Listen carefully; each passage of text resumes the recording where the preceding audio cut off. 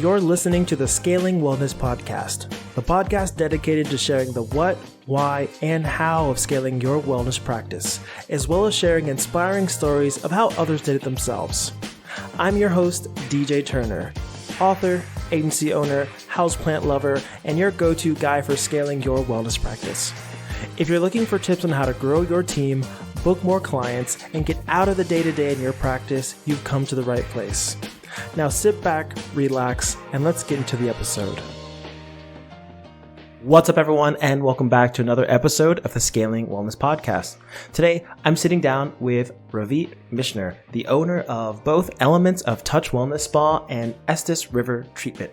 Now, their space combines two businesses inside of a private house setting on the river near downtown and an upstairs vacation rental in a bustling mountain town in Colorado. Now, this small town has a population of about 7,500 people, but it receives around 4 million visitors every year in the summer.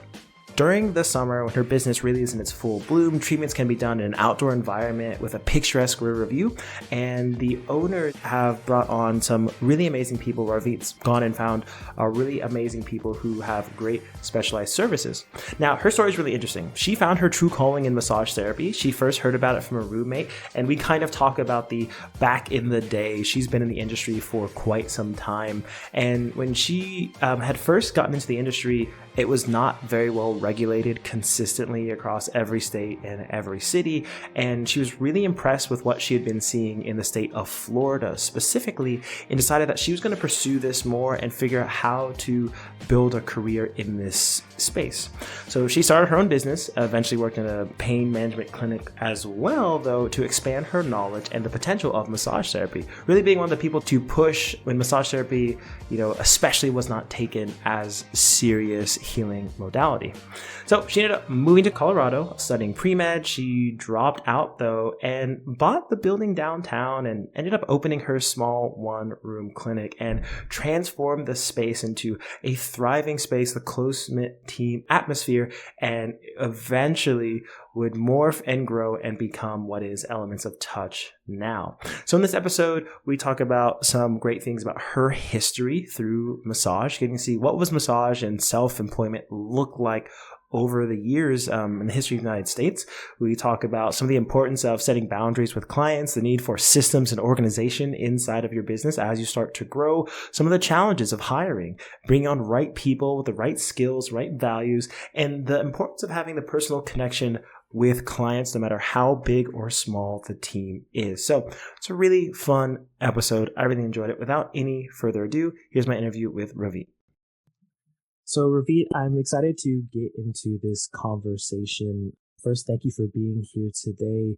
I want to get some context for everything we're about to talk about. So can you describe your practice as it is today, the team, the physical space, the services, and really just what Elements of Touch is all about? Thanks for having me. I appreciate you reaching out. We live in a small mountain town in the heart of Colorado at about 7,500 feet. We are a small gateway town to Rocky Mountain National Park. So the setting is truly mountain. We have a town of about 7,500 people, and we get about 4 million people coming through in the summer. So summer starts in May and usually tapers down around October.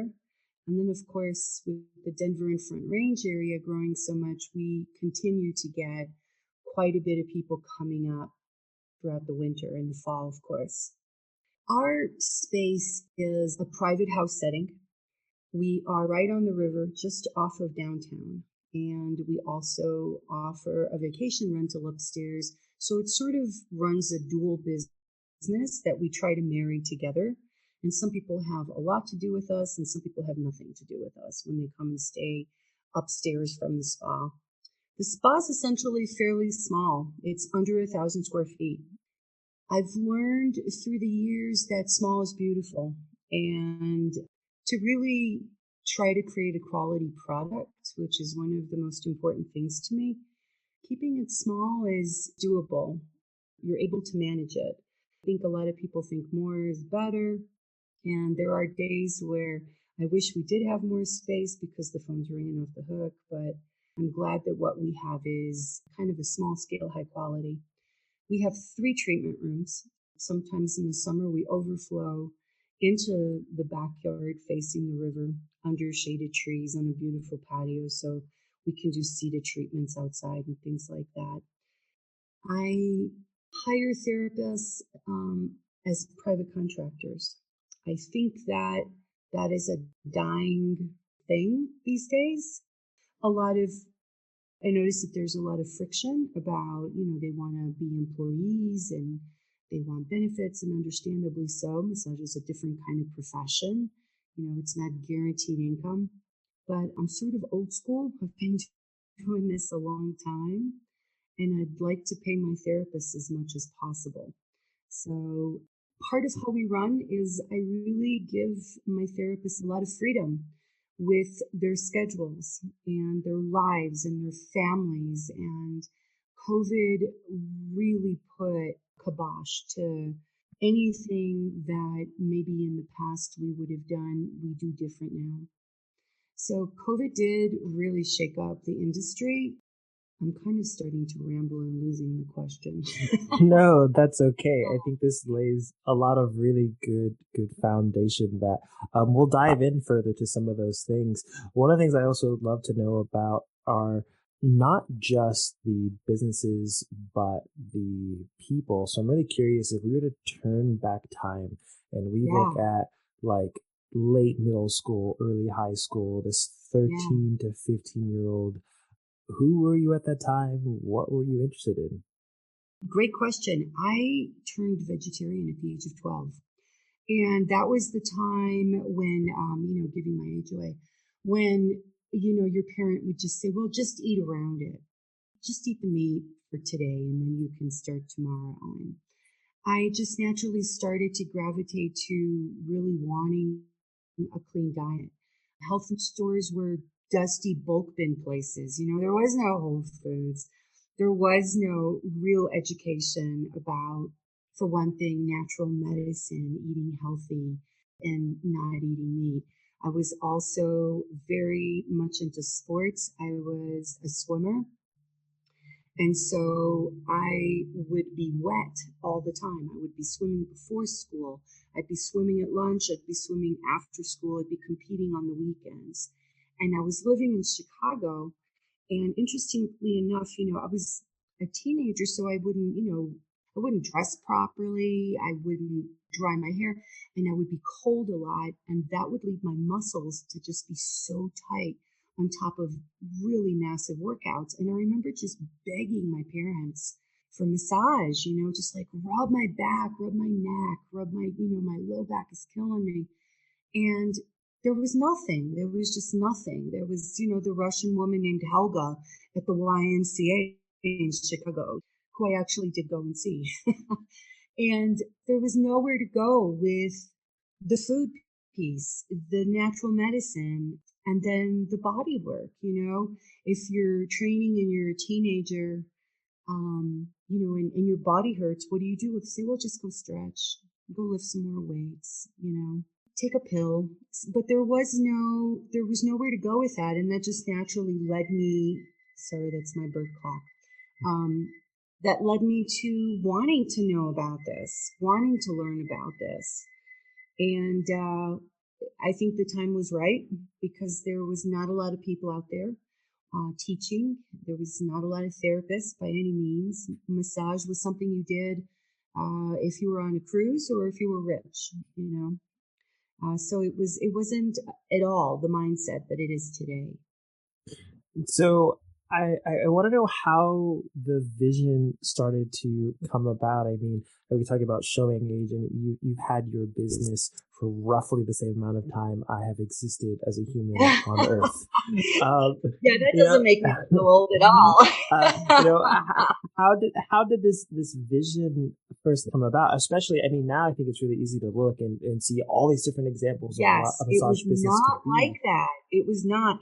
So, always having an interest, I would, self-study about natural foods, and I would be, I would cook natural in a natural foods kitchen. I took a job when I was very, very young on a cruise ship. just because I wanted to travel. And my other passion was children. And so I was the youth director. And my roommate on the cruise ship, and now I was living in Florida, and this is out of the port of Miami. And I don't know how much you know about massage, but Florida State was actually one of the very, very first to license, have Department of Professional Regulation, have continuing ed, have teach you about communicable diseases. I mean, come inspect your clinic. Like, it was a pretty amazing licensure to legitimize the profession way before other states did. And I worked for Carnival Cruise Line, and I was the youth director. And my roommate was a massage therapist, and she was amazing. She was a really great therapist, and she was the one who kind of gave me this aha moment after working the ships for about 8 months. I kind of thought, well, I'm either going to go to Montessori school and work with children, or I'm going to check out this massage thing. And because it was Florida and it was so organized, and I think at the time it was a 600-hour program, and then you had to pass state board tests, and then you had to have continuing ed hours and insurance, and it was this is back in 1988 is when I got licensed. They were way ahead of the curve. They're still way ahead of the curve compared to even Colorado, which is super progressive. So that's how it started. Is I came off the ships and I said, let me check out this massage thing. And I went to a school introductory session about 2 months later, and I was home. I was just home. I just knew right away this is where I needed to be. Now, I think it's easy to look at things today and say, wow, you've got this beautiful space and things are going really well. I'm curious, what did that first year of business look like? Oh, man.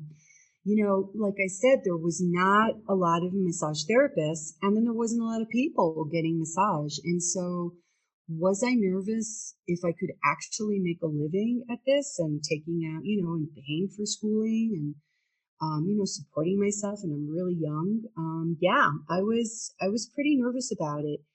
Um, in my little town where I lived in Florida, there was this elderly gentleman who used to be, no joke, a rocket scientist. And he was retired, and he went to school for acupuncture, and he became an acupuncturist. And he was just this far out guy who would talk to you about quantum physics while he was putting needles into you, and just loved Chinese medicine. And he kind of took me under his wing.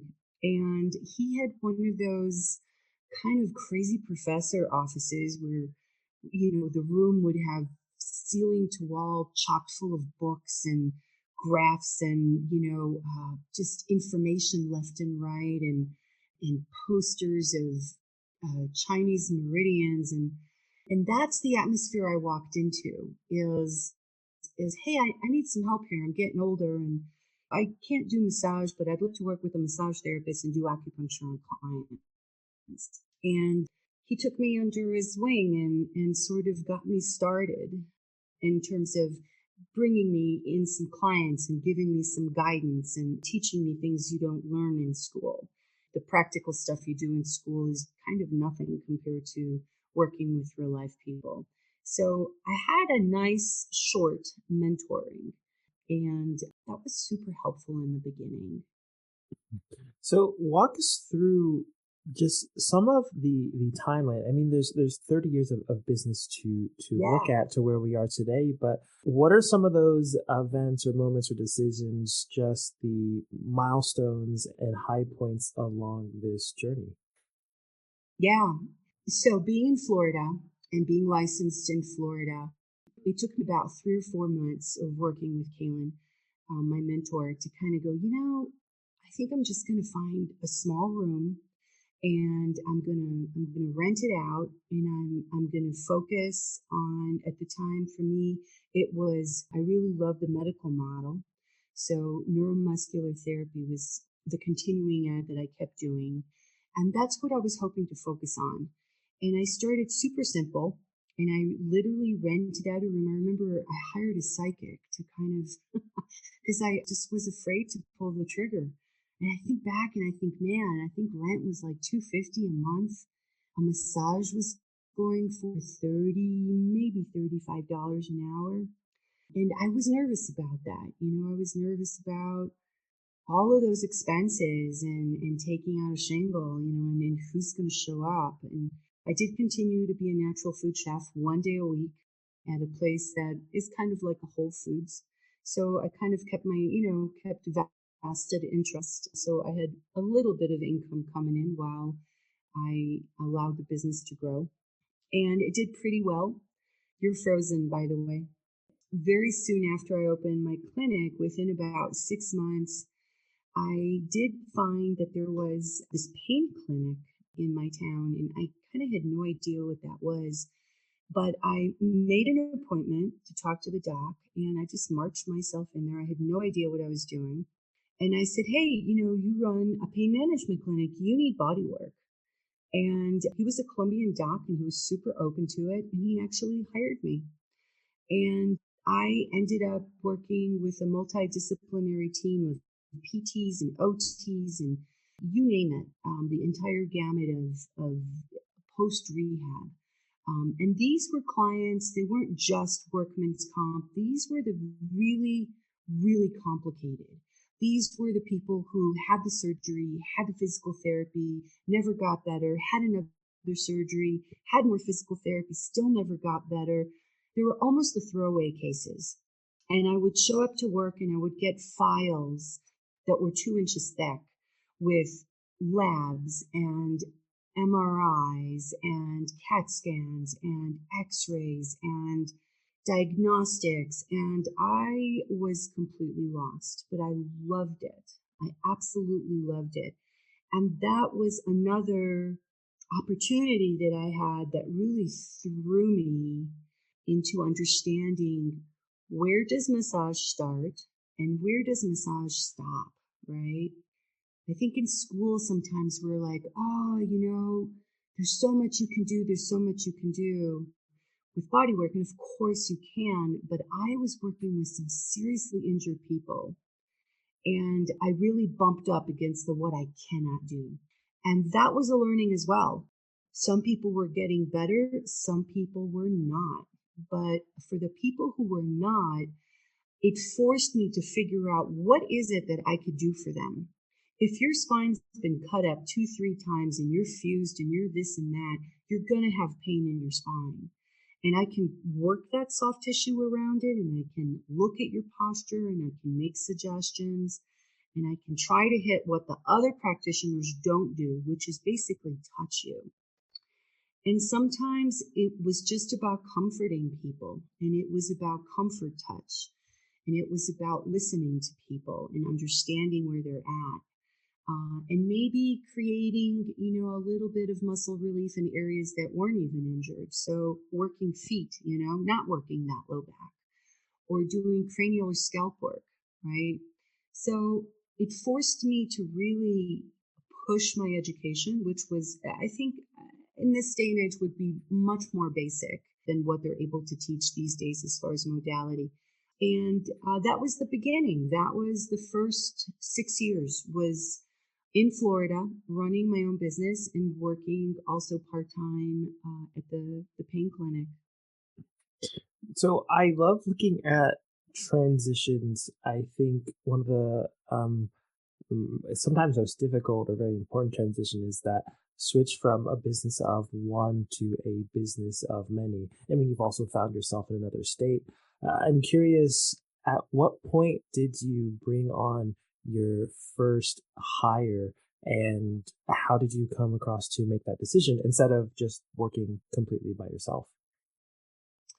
We moved to Colorado in 92, and we moved to Colorado so I could go to basically get my undergrad in premed, because I was thinking, I think I want to be a physical therapist. I want to know more. I want to have more tools with working for people. Long story short, third year of premed, I dropped out, and I didn't finish. And so I continued to run a small one-room clinic. At that time, we would timeshare the space. There were 4 of us, And, like you had Monday morning, I had Monday afternoon, you had Tuesday morning, I had Wednesday afternoon, and there were about three of us that sort of just used the space with our clients and kept it simple, stupid. One by one, they kept falling away, and I found myself with the clinic.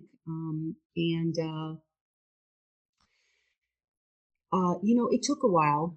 It took a while because then my baby girl came along, and I wanted to have the freedom, to not be a businesswoman.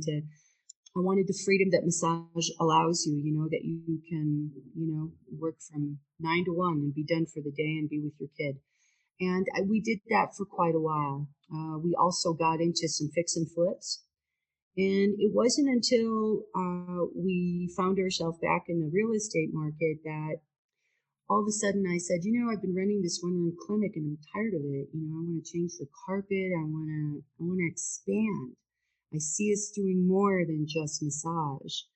And the opportunity came to buy the building. And the building was in a downtown location. The building was on the river.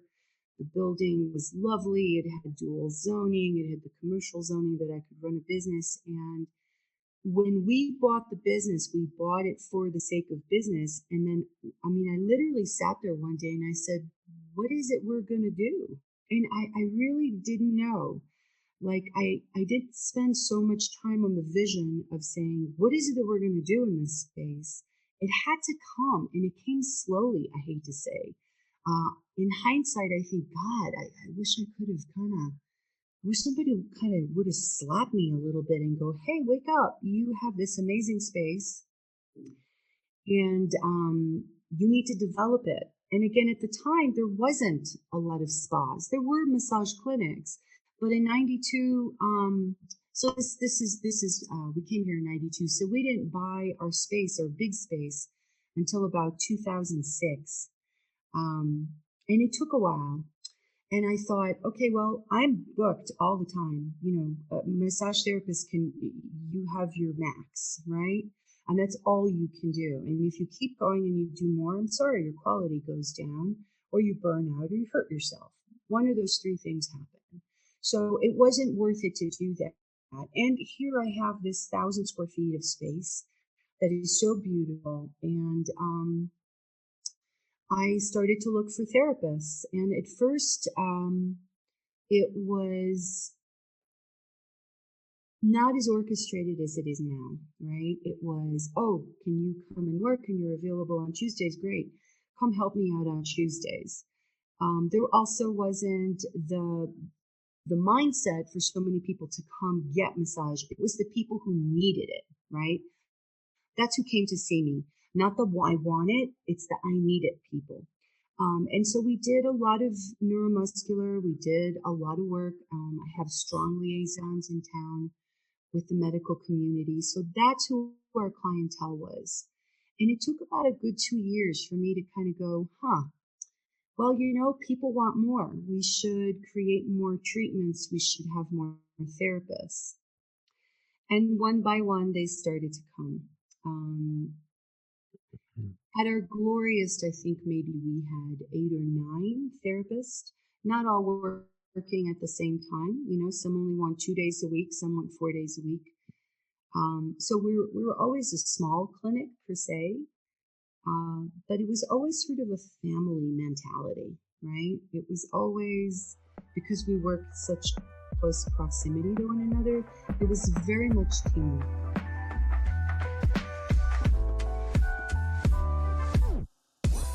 We'll be back with this episode in just a moment. But first, let me ask you a question. Does it ever feel like you're stuck on some sort of business treadmill? Despite all the hard work you put in, it feels like you aren't actually going anywhere. And at first, growing your practice and filling it with clients was everything you ever dreamed of. But now, the day-to-day of your business is starting to almost feel like a never-ending nightmare. You know you love your clients, you maybe even built a team, and you can't imagine giving any of it up, yet at the same time, you feel like you just can't seem to escape. If that sounds like you, I want to offer you an alternative. I like to call it Wellness Practice Freedom. It's a place where your practice gives you more than just money. When you get to this point, you're no longer the main engine in the vehicle, and instead, you finally get to act like the driver. And most importantly, you'll be in a place where you can work as little or as much as you'd like, because you know that your practice is built in a way that it can thrive without you. Sound interesting? Then I want to invite you to take the journey to achieving wellness practice freedom. During this call, we'll dive into exactly what freedom looks like for you, the changes that you need to take, and what's going to allow you to step back from your business without worrying about your income or everything falling apart. Ready to get started? Then head over to my calendar at www.scalingwellness.com/chat. Again, that's www.scalingwellness.com/chat. Now, let's get back to the episode.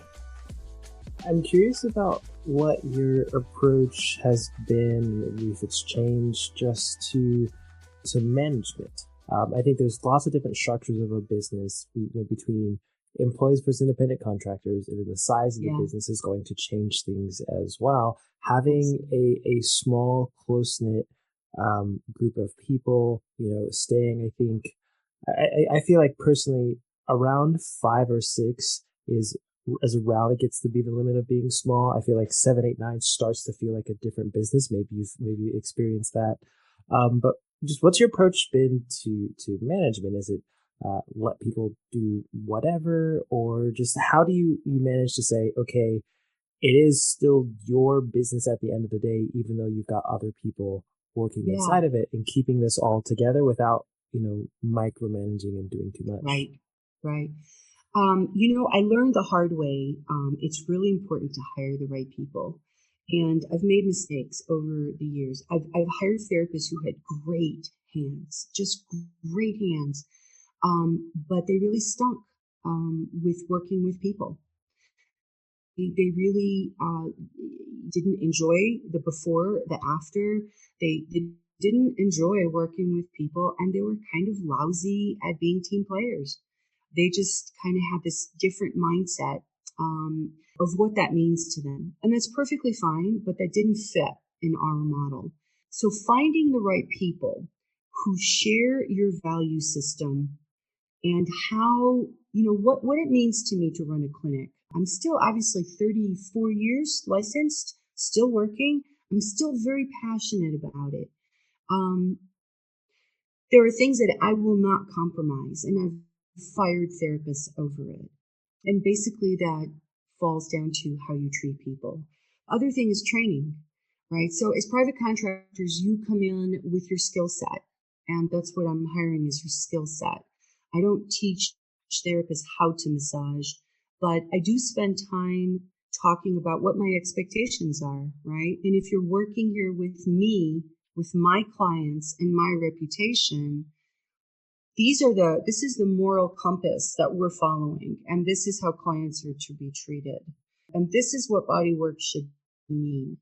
So in a nutshell, if it's not coming from a heart center for them, if it's just coming from a monetary center, they're not going to last, and they don't belong in my clinic. So I find myself chronically short-staffed because I try to look for that therapist with heart that wants to learn, that wants to grow, and also has the same ethics about work and people as I do.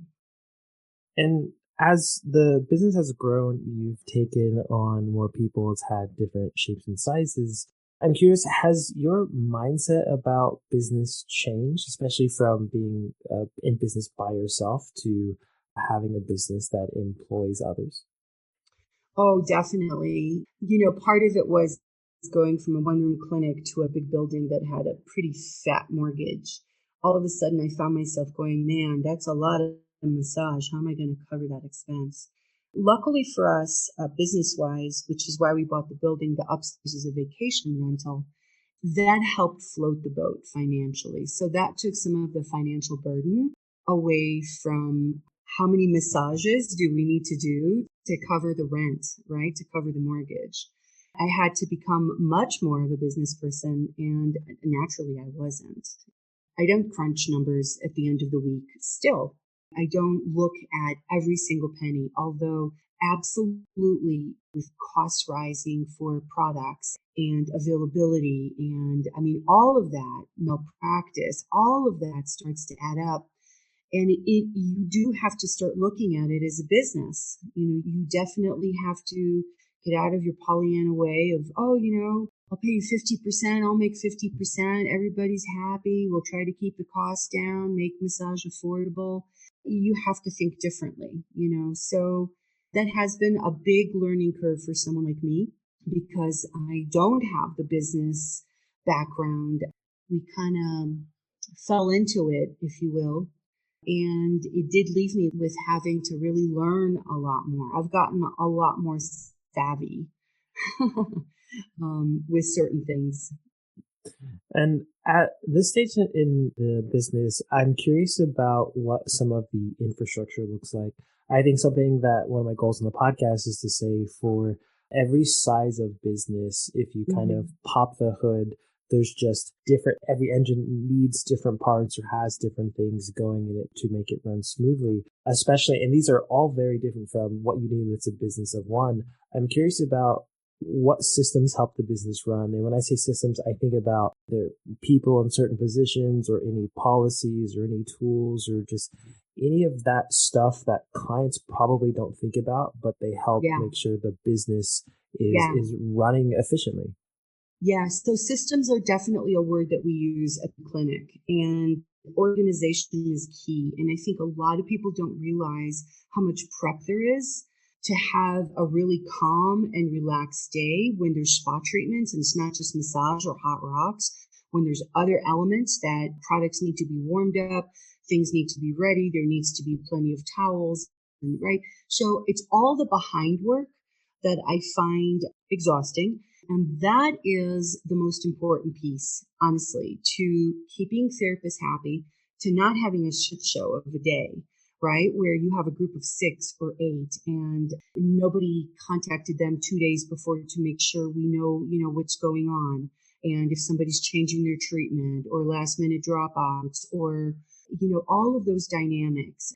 Picking up the phone, making sure messages that, are picked up before busy days. So if somebody left a message at 10 o'clock at night, right, for the first thing in the morning, all of that is being managed.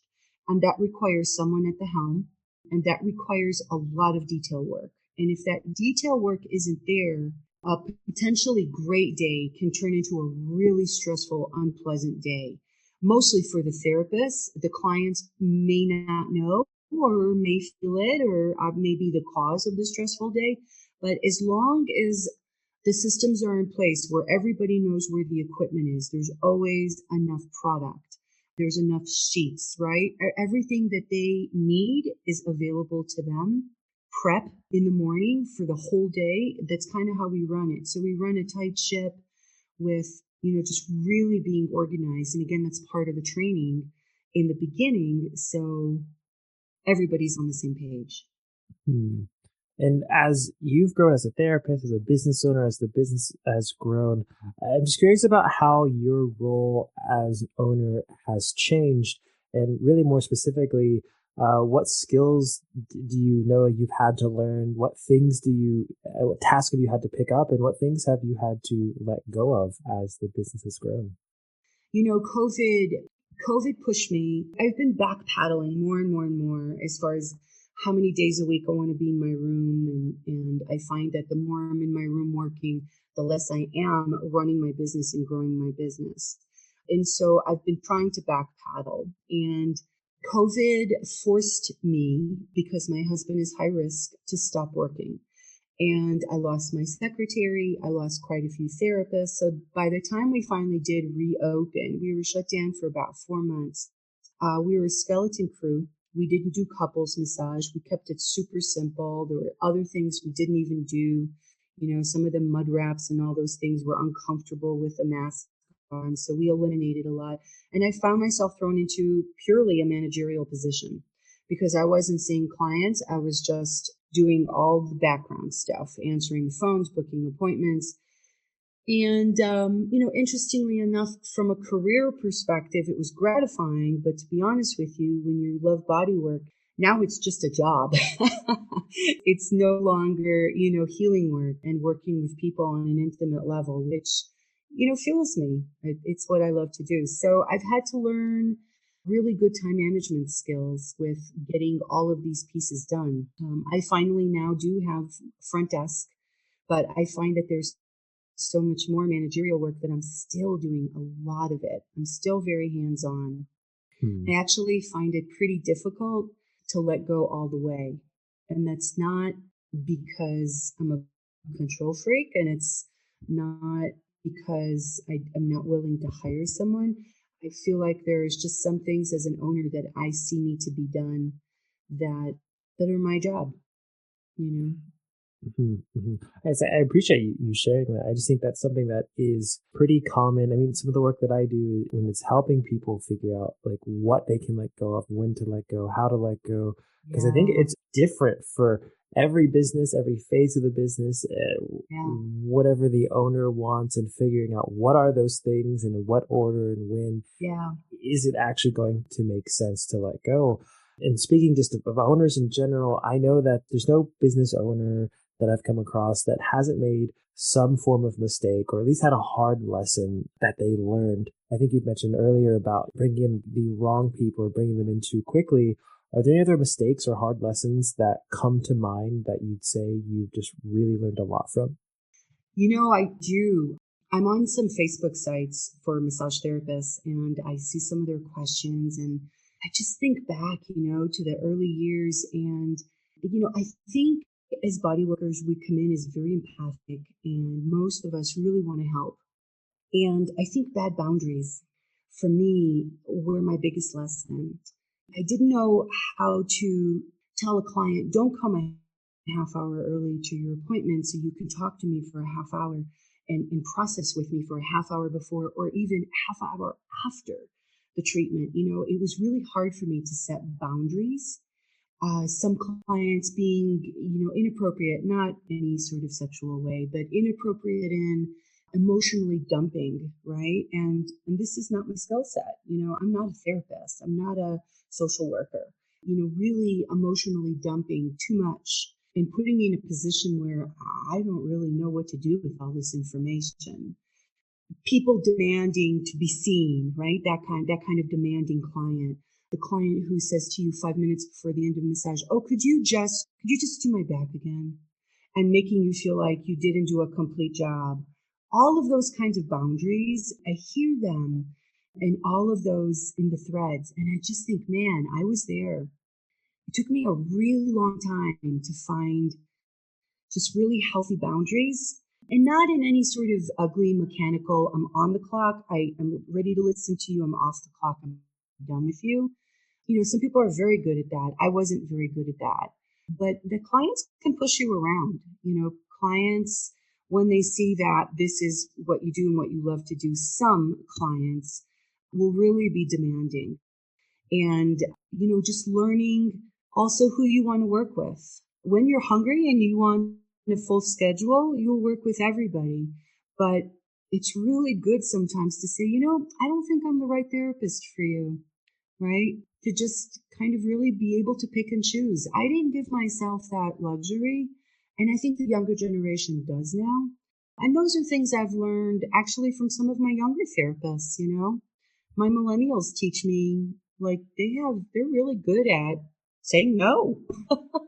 you know, Being older in this profession, I think it's like, sure, we can work with that. Yeah, let's see what we can do. Right? As opposed to going, no, you don't belong here. This is not a massage therapy issue. And just really being clear about that, being nice about it and shutting it down. So you've learned a lot and accomplished a lot in your business journey. What is next, either for the business or for you? Yeah, that's a good question. With the availability of the upstairs, we keep working on come stay, get well. I lean Ayurveda, and so I'm an Ayurvedic practitioner. And now, if we will call it post COVID, the stress levels through the roof for people. And so, creating retreats.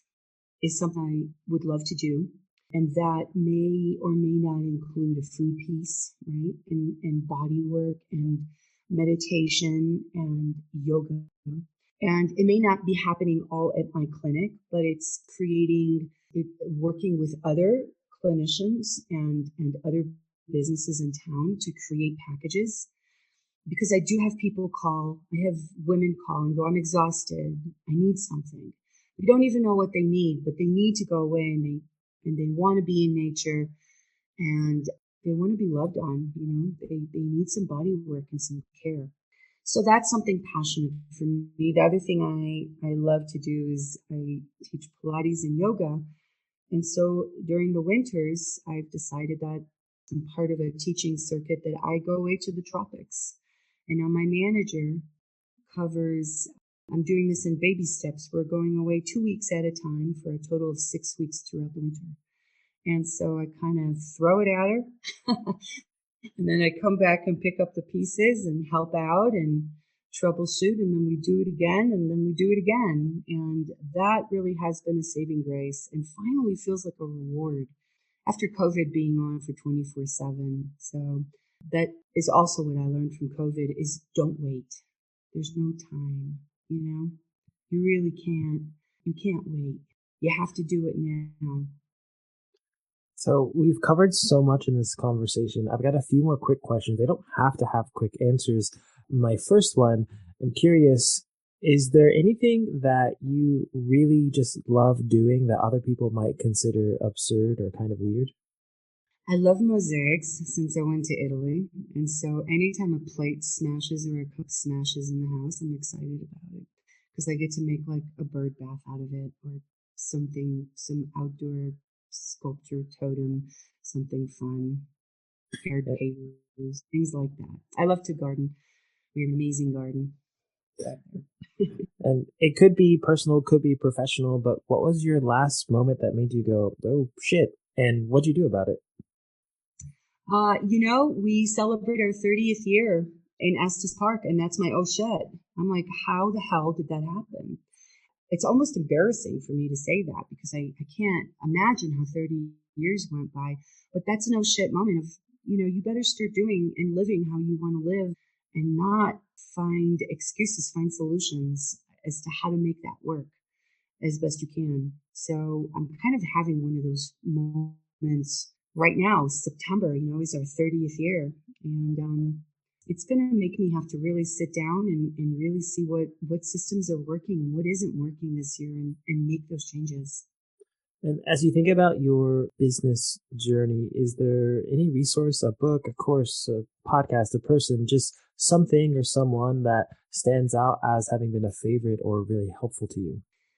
I have to say, and I tell my therapist this, that if you don't know how to do treatment work, right, the I need the body work people, don't count on tourism and all of that. So for me, studying neuromuscular therapy and advanced neuromuscular therapy and myofascial release, those were my success starters. That is what really fueled why I was busy and why I was able to move ahead. And I think why we continue to do probably better than any clinic in town is because we have the people who need the body work. And so to me, that was an important piece. And I felt like that's what propelled me forward. Obviously, there's lots of other things, and then there's good old luck.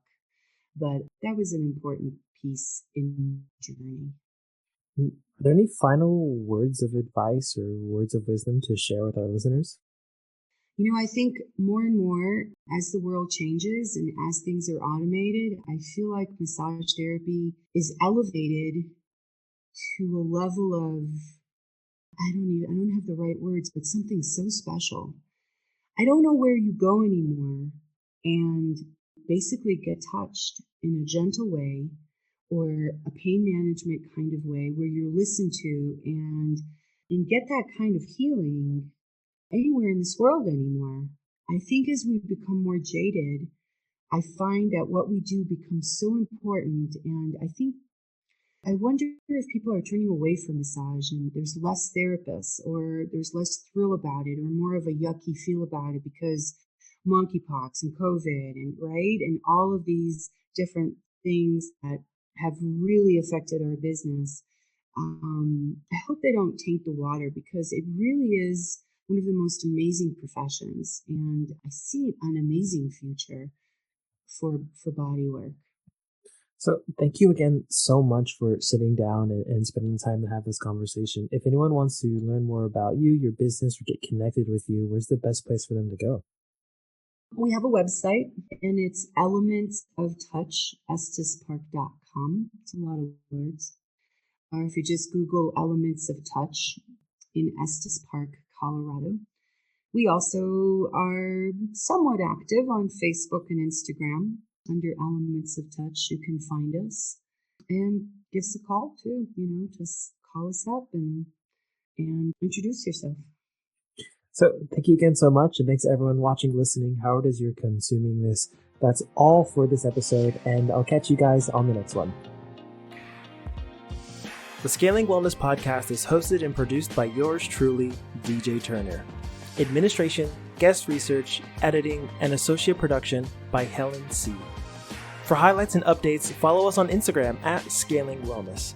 And for more information on how to scale your practice up and get out of the day-to-day, head to www.scalingwellness.com.